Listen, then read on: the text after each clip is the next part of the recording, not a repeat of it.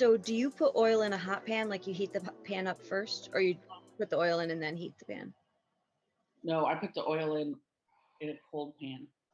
I believe this is celery, carrots, onions. Um, that was out of that veggie tray we had there at the pantry, and I just chopped up all the little bits to get a good flavor base. Because if you caramelize this, then all those little sticky bits that get stuck to the pan are, I believe it's called the fond. The fond. And the fond, Fond, is the little sticky bits. That's all your good flavor. So for turning it caramelized, you want like high temperature but not burnt.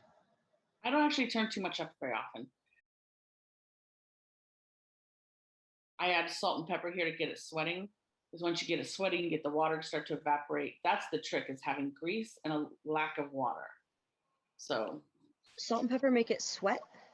Salt makes it sweat, pepper makes it taste good. Yeah, salt breaks down it starts to macerate it, so it pulls the moisture out. Oh, okay. Right, like salt, like jerky, salted, make the right. Okay, so you're getting the water out by putting the salt in there and forcing it to sweat. Mm-hmm. So now you can kind of tell how the vegetables have changed color.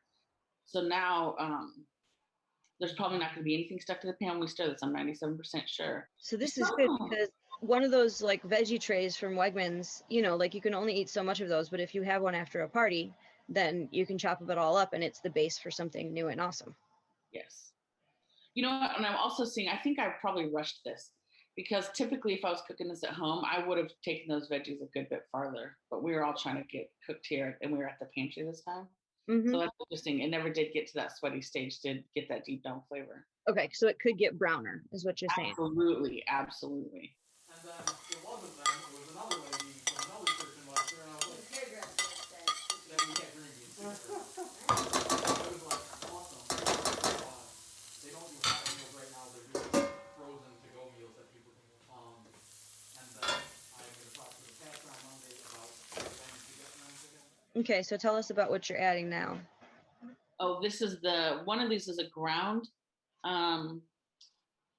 what is it, Impossible Burger, and then one of it was a Lynx. And I had thought both, not knowing which way we're going to go, and then I just end up throwing them both in. For this one, you used fake meat so that the vegans among us could eat it. Yes. But you can use real meat as well, obviously. In between the last time you put the top on the pot and this time, there's been various forms of canned tomatoes and chickpeas. Yes. And then you let them cook for a while they reduce down. You added a whole, was it can of a tomato sauce or something, or like diced tomatoes? Stewed tomatoes or diced tomatoes. Okay. Sometimes I make tomato paste, and I'll cook the tomato paste in the early time with the vegetables.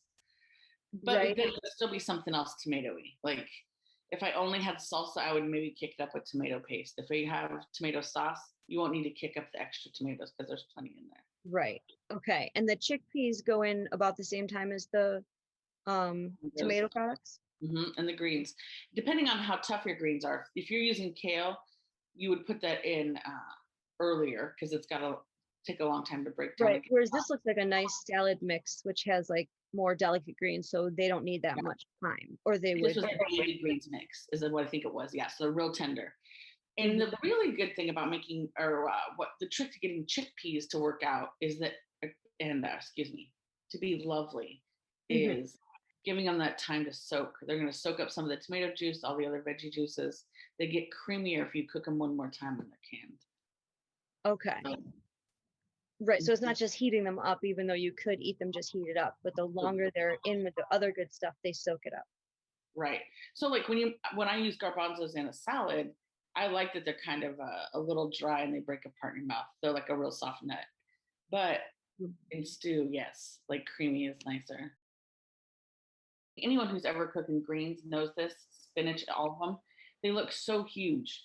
But if you just keep putting hot stuff up on top, they cook down or reduce. They take up no space.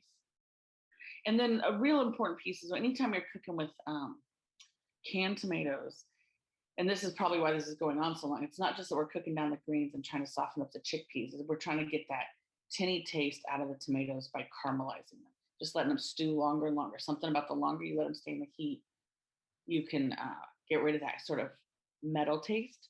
Oh, okay.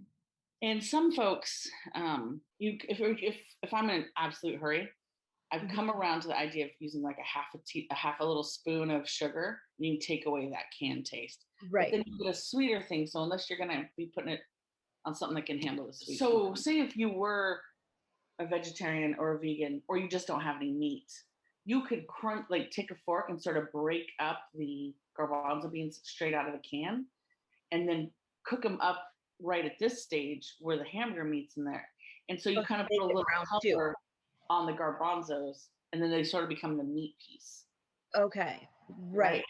If you more caramelize / fry the garbanzo beans, then they'll be a little more meat-like in there.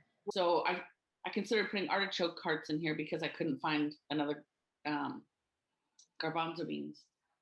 Yeah, I love artichoke hearts. Really Me too. But I love them in a one-pot meal like this, but more basil-y. So I tend to use those with pesto. Is there anything else, like advice for people, like things that you want to make sure we include to say, as far as like, you know, like that this is pantry food, and that like the individual elements aren't that complicated, but when you put them together nicely in an order like you did, then it makes like the good dish? Absolutely. That is true. That is true.